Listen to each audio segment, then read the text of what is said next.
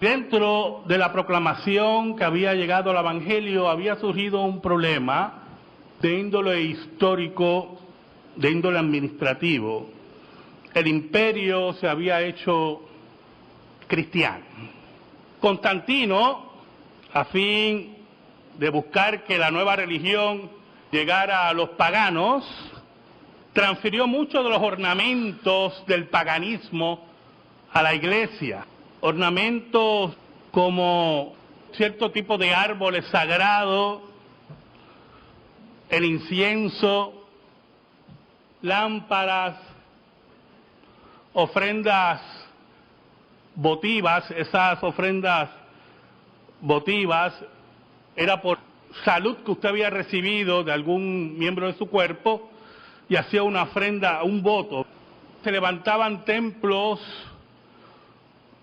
no para honrar a Jesucristo, sino más bien por algún milagro que haya ocurrido en la región. Todo eso venía del paganismo, y la iglesia que estaba allí, una iglesia que está en mutación, en cambio, ¿verdad? Las autoridades cristianas estaban seducidas, como dice un autor, con la idea de convertirse en la religión cercana al emperador, esa religión oficial, y no prestaron mucha resistencia a los cambios hacia el paganismo. Ahora, surge un personaje en el siglo IV en España que en cierta medida añoraba el pasado simple de la iglesia, el pasado apostólico, el estudio bíblico recurrente, y su nombre era Prisciliano.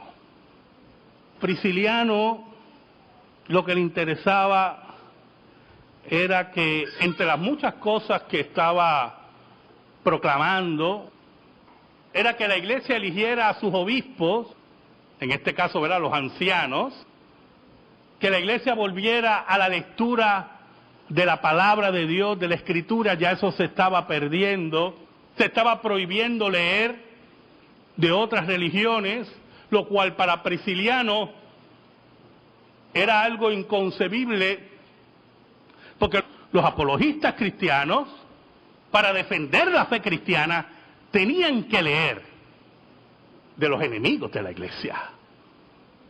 Y por lo tanto, en cierta medida, Prisciliano estaba desafiando esos cambios al paganismo que ya están ocurriendo en el siglo IV en la iglesia. Y usted se preguntará, pastor, yo como que siento a alguien que me hace así, pastor, hoy es el día de la Reforma. Buscamos 2 de Tesalonicenses capítulo 2 y leemos los versículos 3 y 4. 2 de Tesalonicenses capítulo 2, versículos 3 y 4. Dice así el apóstol Pablo a la iglesia de Tesalónica: nadie os engañe en ninguna manera, porque no vendrá sin que antes venga la apostasía y se manifieste el hombre de pecado, el hijo de perdición, el cual se opone y se levanta contra todo lo que se llama Dios y es objeto de culto, tanto que se sienta en el templo de Dios como Dios, haciéndose pasar por Dios. Oramos. Dios bueno y Dios verdadero, tú que reinas en luz inaccesible, venimos ante ti en el nombre de Cristo Jesús, nuestro Salvador y Rey, para darte gracias. Gracias, porque en tu grande misericordia nos permites llegar nuevamente a este lugar para proclamar tu palabra. Gracias por las fuerzas que nos das para la proclamación del Evangelio. Perdónanos porque hemos sido infiel, pero tú permaneces fiel. Escóndenos bajo la sombra de la cruz y que tú seas proclamado. Llega a las necesidades de tu pueblo por tu palabra, en el poder del Espíritu Santo. Por Cristo Jesús. Amén y amén. Saben, hermano, Prisciliano era de familia noble, era rico, tenía un carácter fuerte, era inquieto, elocuente, erudito, de mucha lectura, muy dispuesto a la predicación y a la discusión, como nos dice un autor.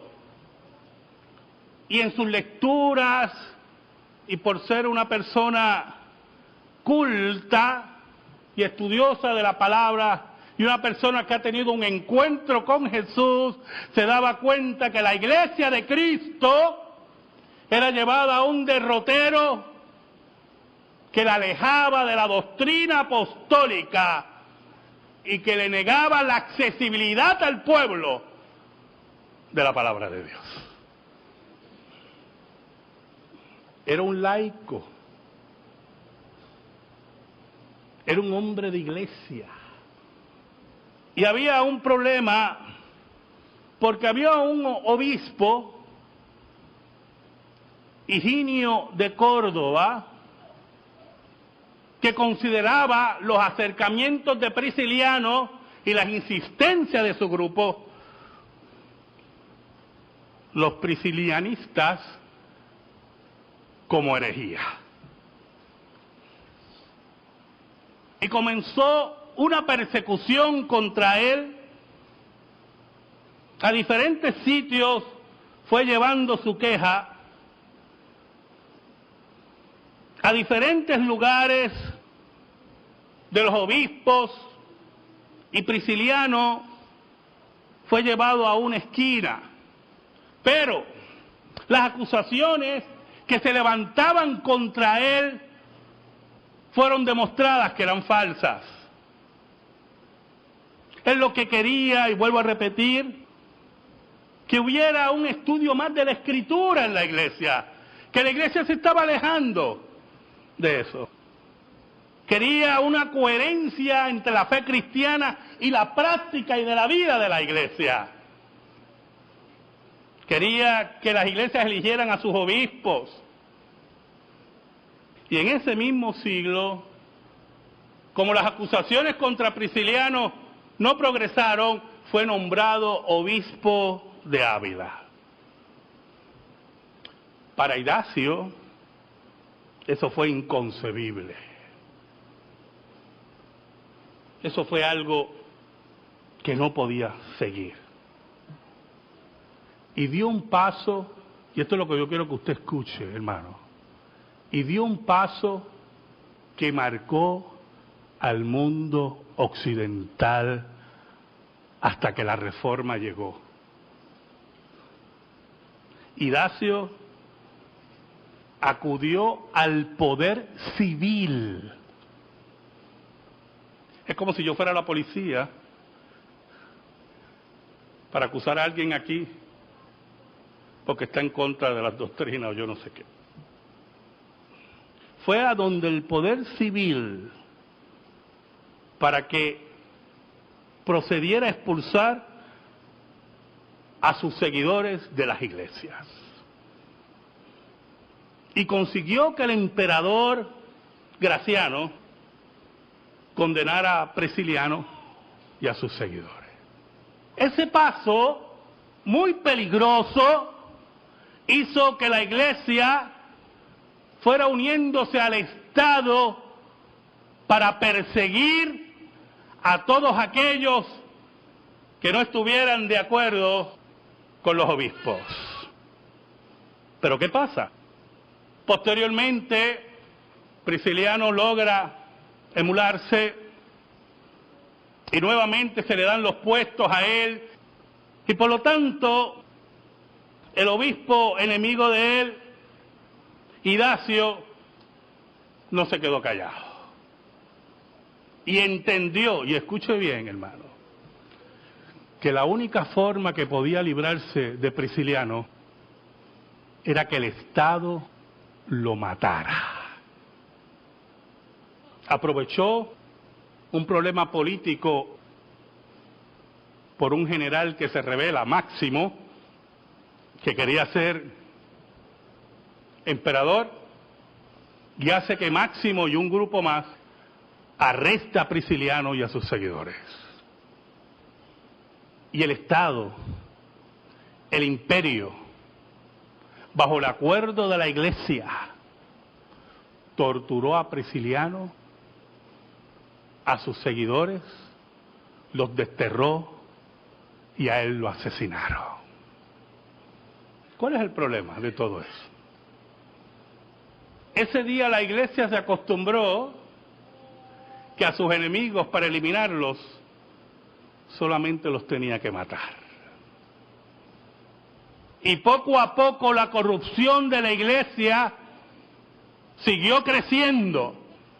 Y ya en el siglo VI, un hombre, el obispo de Roma, tomando el lugar de Dios, en el templo de Dios, se proclamó obispo universal y posteriormente el vicario de Cristo. Y la Iglesia de Cristo entra en el período que llamó Martín Lutero la cautividad babilónica de la Iglesia.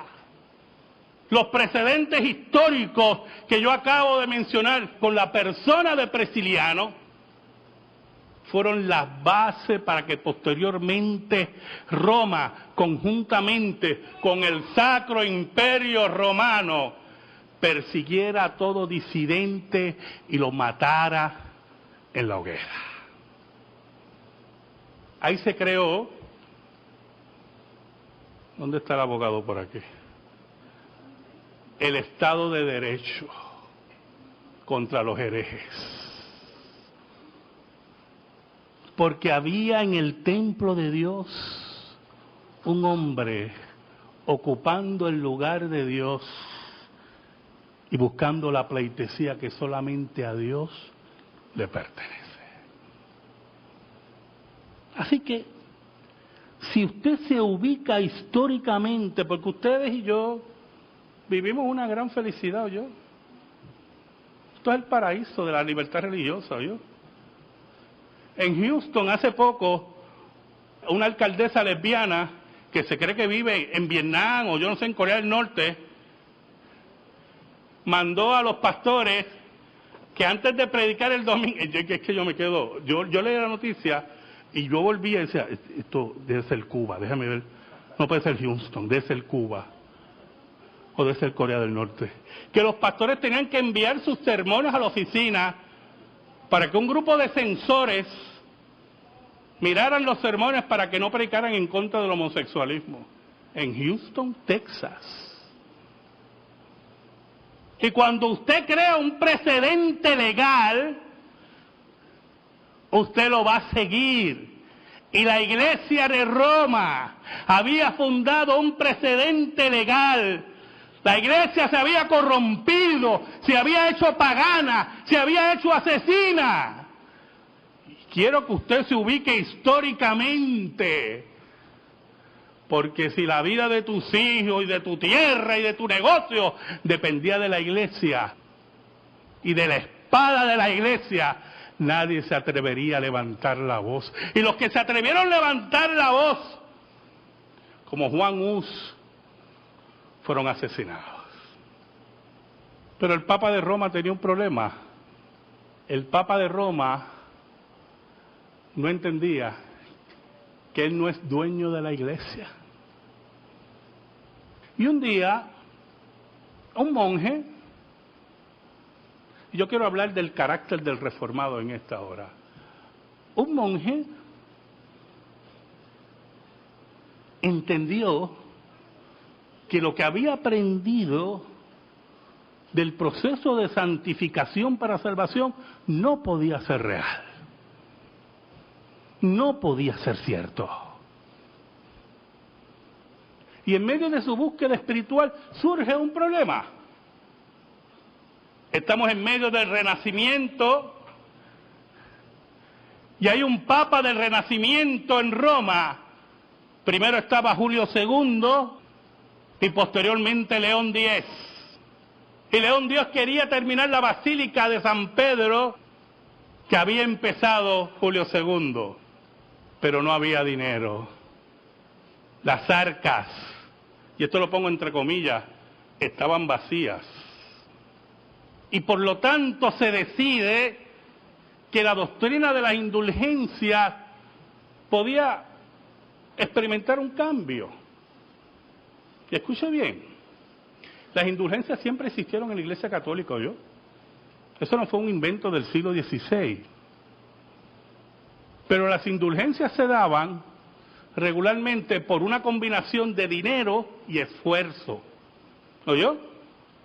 Por ejemplo, si había el hueso de Pedro ensangrentado en una parroquia de esa, pues usted quería ver el hueso ensangrentado de Pedro, está haciendo una parodia, ¿verdad?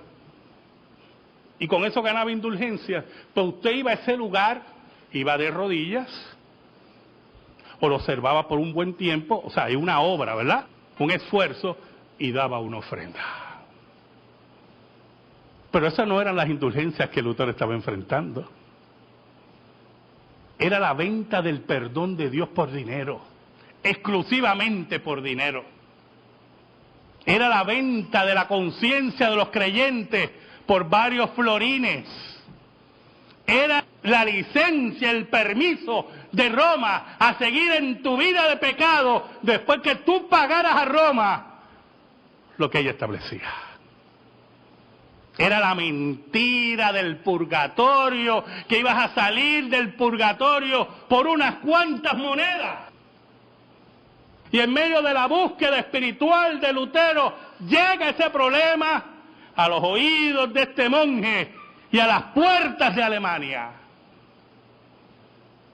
Lutero decía, cuando escribió las 95 tesis en contra de las indulgencias, una de las tesis decía, si el Papa tiene el poder de sacar las almas del purgatorio, ¿por qué en su misericordia tan poderosa no vacía el purgatorio sin ningún dinero? Y allí ese monje, entendiendo que el Papa se creía Dios, que se había sentado en el templo de Dios, que es la iglesia. Pues yo quiero que usted entienda algo. Cuando Pablo dice ahí el templo de Dios, no me esté pensando en el templo de Jerusalén, ¿no? No venga con ese cuento aquí.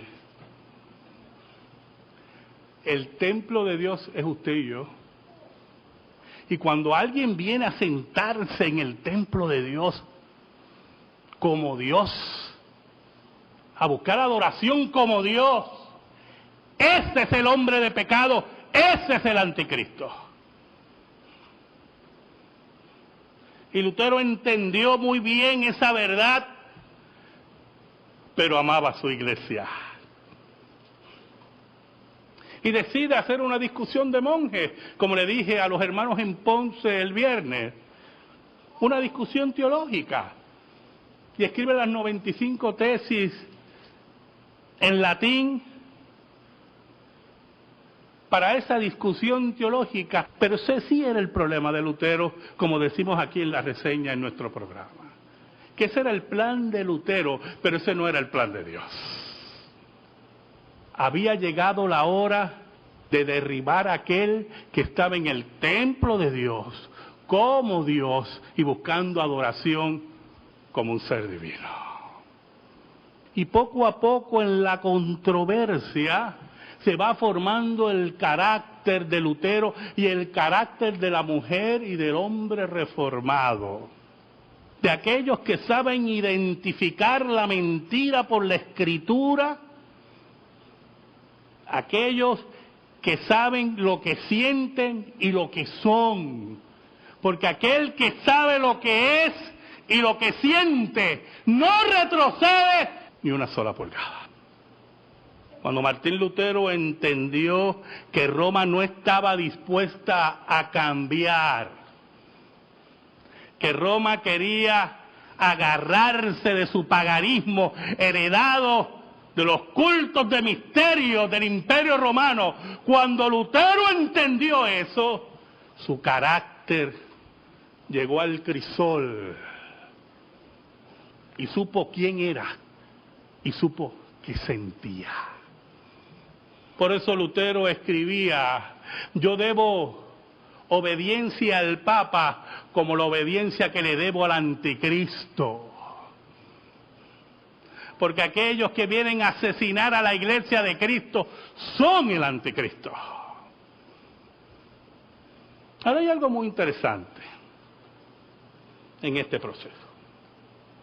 Cuando el Papa entendió, y su corte romana pagana entendió, que la Reforma y Lutero no iban a echar hacia atrás, emitieron una bula papal. La bula papal es una declaración en la cual se expulsaba a Lutero de la iglesia. Empezaba: un jabalí ha entrado en el huerto del Señor. A Lutero le ponían muchos epítetos. Había un enemigo de él que le decía el cerdo encebado de Wittenberg. Así que a él no le preocupaba que le dijeran cerdo, jabalí, monstruo de 7 cabezas. A él no le importaba nada de eso. Cuando se fue a casar, le preguntaron: doctor, ¿por qué usted se quiere casar? La verdad que no tengo mucha necesidad de casarme, pero me caso porque creo en el matrimonio y quiero molestar al Papa. Eran hombres que su carácter era sin doblez. Eran hombres transparentes. Eran hombres que sabían identificar dónde estaba el paganismo, dónde estaba el anticristo, dónde estaban los enemigos de la iglesia. Y eso es lo que no entienden muchos. Las iglesias reformadas, nosotros, estamos formados de una sola pieza, como dice un cántico, en ausubo. Nosotros sentimos y creemos lo que predicamos, porque el fin del papado estaba en la proclamación del Evangelio de Cristo. Dice la leyenda urbana que cuando Lutero moría, empezó a llorar. Y sus amigos que lo rodeaban le preguntaron: doctor Lutero, ¿por qué llora? Y él decía: tanto trabajo que hay que hacer. Y la prostituta que está en Roma sigue todavía viva. Es hora que entendamos, hermano. En este 497 aniversario, lo cual nos indica que dentro de 3 años el mundo va a estar celebrando el 500 aniversario de la Reforma, que el apóstol Pablo empieza en el versículo 3 con lo siguiente: nadie os engañe en ninguna manera. De ninguna clase podemos ser engañados. Ni por bellos discursos, ni por sentimientos mal habidos, ni por seguir mi corazón. ¿Usted ha oído eso? Sigue tu corazón. Ay, no siga su corazón. La Biblia dice que no hay cosa más engañosa que el corazón. Nadie os engañe en ninguna manera, porque no vendrá, el Señor no vendrá sin que antes venga la apostasía. Esa apostasía que nos rodea, no solamente de Roma, sino de los presbiterianos apóstatas, los evangélicos que niegan la palabra de Dios. Y se manifieste el hombre de pecado, el hijo de perdición, el cual se opone y se levanta contra todo lo que se llama Dios. Cuando el Papa se declara vicario de Cristo, está tomando el lugar del Espíritu Santo, porque nosotros solamente creemos un solo vicario, como dijo Cristo: yo me voy, pero viene uno que será nuestro consolador. Cuando pide lealtad a su infabilidad, cuando busca sentarse sobre el templo de Dios como Dios, haciéndose pasar por Dios. Y quiero terminar con lo siguiente. El anterior Papa, Benedicto XVI, dijo, con la boca de comer, que la única iglesia verdadera era la iglesia de Roma. En este siglo, en esta época de tanto ecumenismo, ¿verdad? Porque eso es lo que verdaderamente quiere Roma, ¿oyó?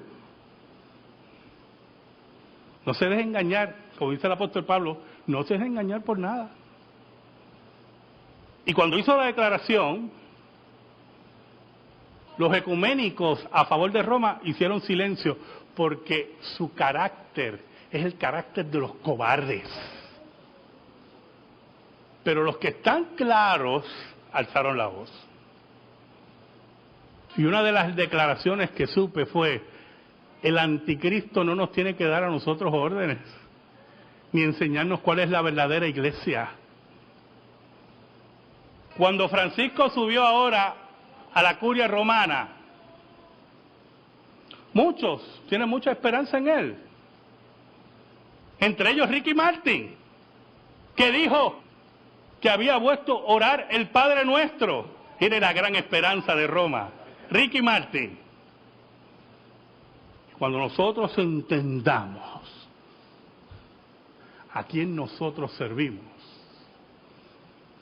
vamos a entender de qué estamos hechos, qué creemos y qué sentimos. Amén. Gracias te damos, Señor, por tu palabra eterna.